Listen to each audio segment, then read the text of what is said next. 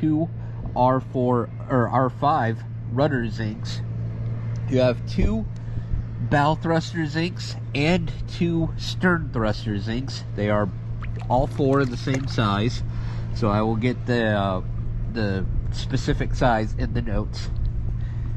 And you have 2 size C, D, or E spur zincs for line cutters. Your shaft size is 2 inches and 3/4 inch, but I did not see any shaft zincs on the shaft. All of your running gear is covered in prop speed, except for the bow thruster and the stern thruster. And other than that, that's about it. That's all the other notes that I have. So let's go ahead and check out the hull cleaning. They've been dredging up and kind of kicking up a bit of dirt, so I'm going to try and get you the best possible view that I can, but let's just go ahead and check it out.